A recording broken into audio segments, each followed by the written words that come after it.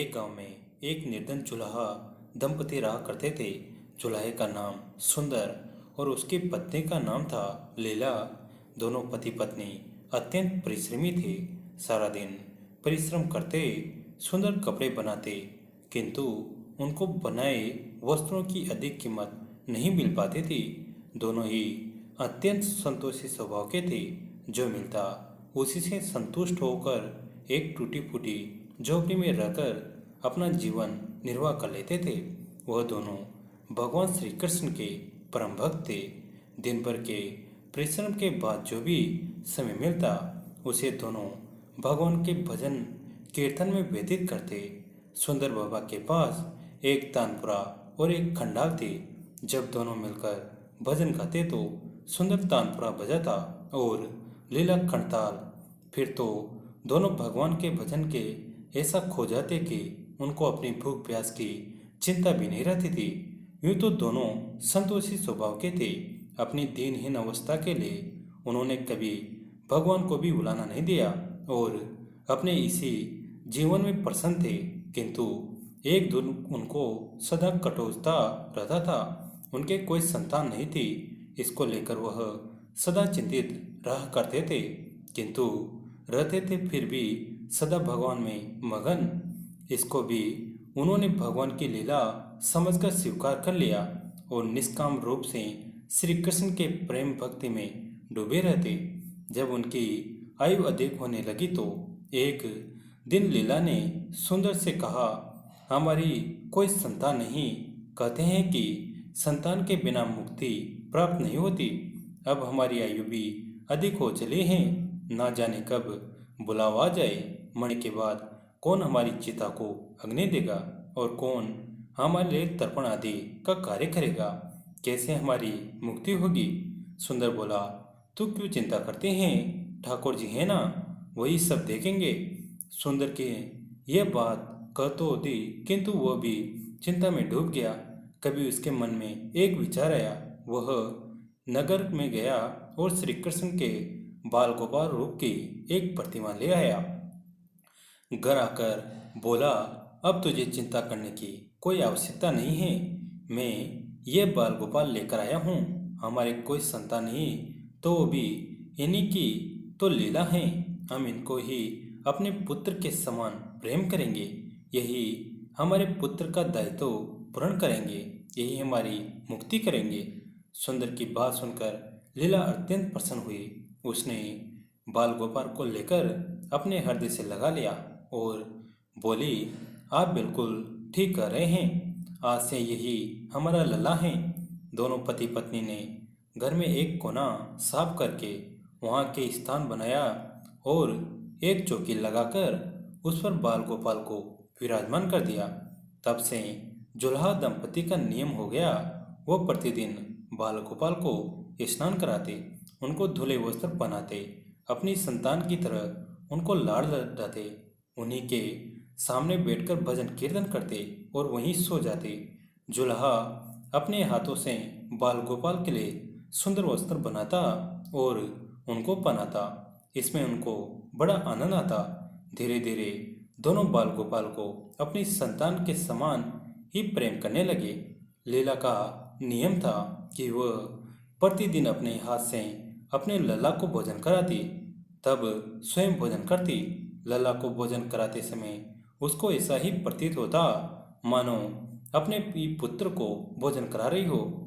उन दोनों के निश्चल प्रेम को देखकर करुणा निधान भगवान अत्यंत प्रसन्न हुए और उन्हें अदृश्य रूप में आकर स्वयं भोजन खाना आरंभ कर दिया।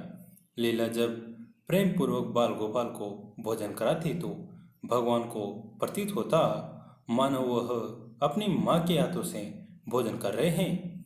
उनको लीला के हाथ से प्रेम पूर्वक मिलने वाले हर कौर में माँ का प्रेम प्राप्त होता था। लीलाधारी भगवान श्री कृष्ण स्वयं माँ की उस प्रेम लीला के वशीभूत हो गए, किंतु लीला कभी नहीं जान पाई कि स्वयं बाल गोपाल उसके हाथों से भोजन करते हैं। एक दिन कार्य बहुत अधिक होने के कारण लीला बाल गोपाल को भोजन कराना भूल गई। गर्मी का समय था। भरी दोपहर में दोनों पति पत्नी कार्य करते करते थक गए और बिना भोजन किए ही सो गए। उनको सोए हुए कुछ ही देर हुई थी कि उनको एक आवाज़ सुनाई दी, माँ बाबा, मुझको भूख लगी है। दोनों हड़बड़ाकर उठ गए। चारों ओर देखा, आवाज़ कहाँ से आई, किंतु कुछ दिखाई नहीं दिया।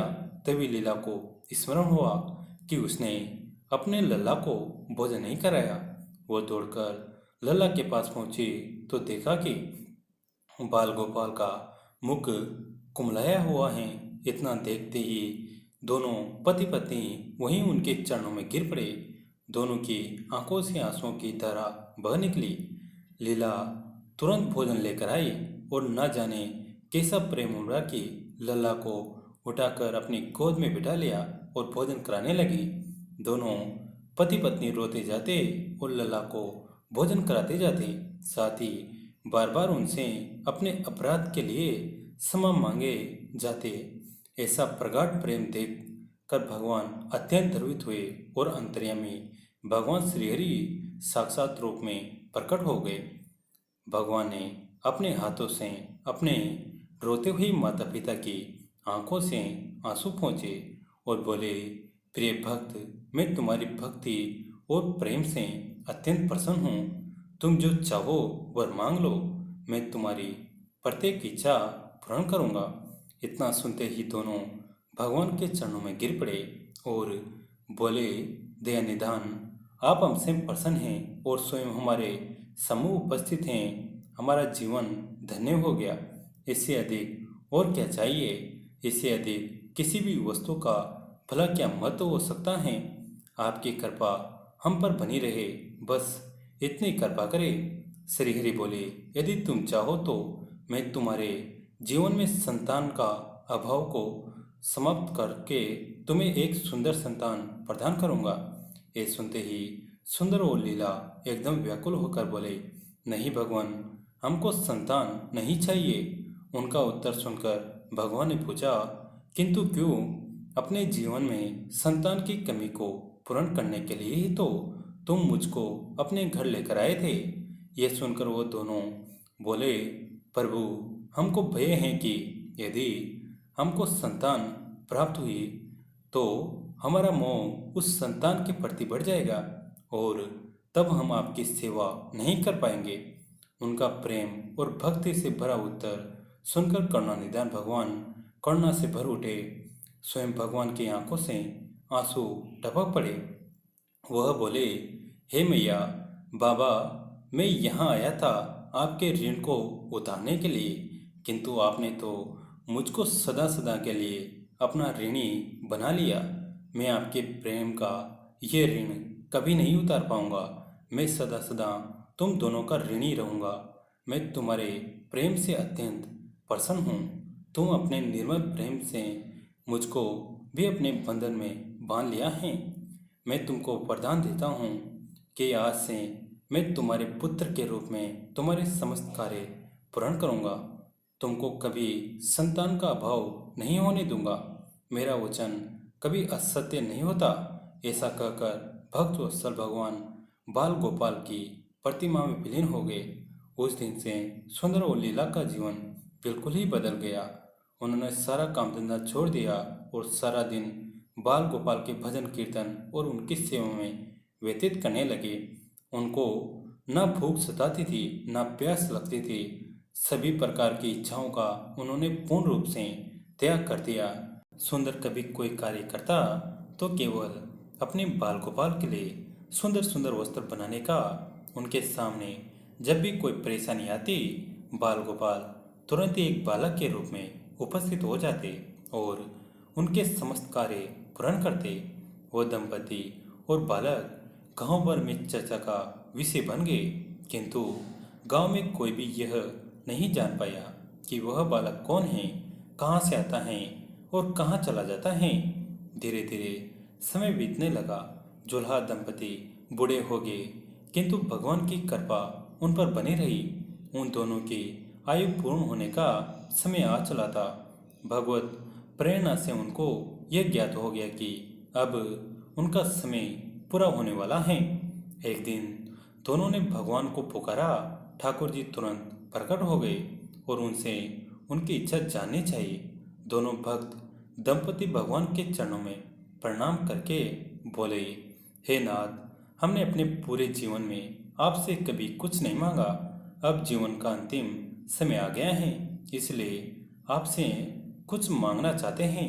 भगवान बोले, निसंकोच अपनी कोई भी इच्छा कहो, मैं वचन देता हूँ कि तुम्हारी प्रत्येक इच्छा को पूर्ण करूँगा। तब बाल गोपाल के अगाध प्रेम में डूबे उस वृद्ध दंपति बोले, हे नाथ, हमने अपने पुत्र के रूप में आपको देखा और आपकी सेवा की। आपने भी पुत्र के समान ही हमारी सेवा करी। अब वह समय आ गया है जिसके लिए कोई भी माता पिता पुत्र की कामना करते हैं। तीन बंधु, हमारी इच्छा है कि हम दोनों पति पत्नी के प्राण एक साथ निकले। और हे दया निदान, जिस प्रकार एक पुत्र अपने माता पिता की अंतिम क्रिया करता है और उनको मुक्ति प्रदान करता है, उसी प्रकार हे परमेश्वर, हमारी अंतिम क्रिया आप हम अपने हाथों से करें और हमको मुक्ति प्रदान करें। श्रीहरि ने दोनों को उनकी इच्छा पूर्ण करने का वचन दिया और बाल गोपाल के विग्रह में विलीन हो गए। अंत में वह दिन आ गया जब प्रत्येक जीव को यह शरीर छोड़ना पड़ता है। दोनों वृद्ध दंपति बीमार पड़ गए। उन दोनों की भक्ति की चर्चा गांव भर में थी, इसलिए गांव के लोग उनका हाल जानने उनकी झोपड़ी पर पहुंचे। किंतु उन दोनों का ध्यान तो श्रीहरि में रंग चुका था। उनको नहीं पता कि कोई आया भी है। नियत समय पर एक चमत्कार हुआ। जुलाई की झोपड़ी एक तीव्र और अलौकिक प्रकाश से भर उठी। वहां उपस्थित समस्त लोगों की आंखें बंद हो गई। किसी को कुछ भी दिखाई नहीं पड़ रहा था। कुछ लोग तो झोपड़ी से बाहर आ गए, कुछ वहीं धरती पर बैठ गए। श्रीहरि अपने दिव्य चतुर्भुज रूप में प्रकट हुए। उनकी अप्रतिम शोभा समस्त सृष्टि को अलौकिक करने वाली थी। वातावरण में एक दिव्य सुगंध भर गई। अपनी मंद मंद मुस्कान से अपने उन भक्त माता पिता की ओर देखते रहे। उनका यह दिव्य रूप देखकर दोनों वृद्ध अत्यंत आनंदित हुए। अपने दिव्य दर्शनों से दोनों को तृप्त करने के बाद करुणानिधान लीलाधर समस्त सृष्टि के पालनहार श्रीहरि वहीं उन दोनों के निकट धरती पर ही उनके सिरहाने बैठ गए। भगवान ने उन दोनों भक्तों का सिर अपनी गोद में रखा, उनके शीश पर प्रेम पूर्वक अपना हाथ रखा। तत्पश्चात अपने हाथों से उनके नेत्र बंद कर दिए। तत्काल ही दोनों के प्राण निकलकर श्रीहरि में विलीन हो गए। पंचभूतों से बना शरीर पंचभूतों में विलीन हो गया। कुछ समय बाद जब वह दिव्य प्रकाश का लोप हुआ तो सभी उपस्थित ग्रामीणों ने देखा कि वहाँ ना तो सुंदर था, ना ही लीला और ना ही बाल गोपाल थे। शेष थे तो मात्र कुछ पुष्प जो धरती पर पड़े थे और एक दिव्य सुगंध जो वातावरण में चहु और फैली थी।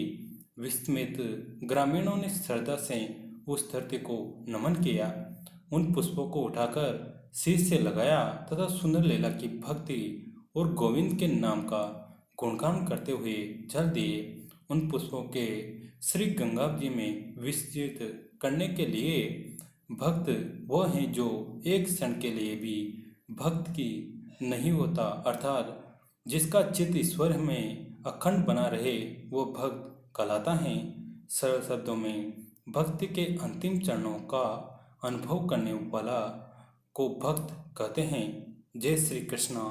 दोस्तों, यह कहानी आपको कैसी लगी कमेंट करके ज़रूर बताएं। वीडियो को लाइक करें, चैनल को सब्सक्राइब करें, घंटी के बटन को दबाकर ऑल पर क्लिक करें। दोस्तों, अगर आपको हमारी कहानी पसंद आती हैं तो इस कहानी को शेयर जरूर करें।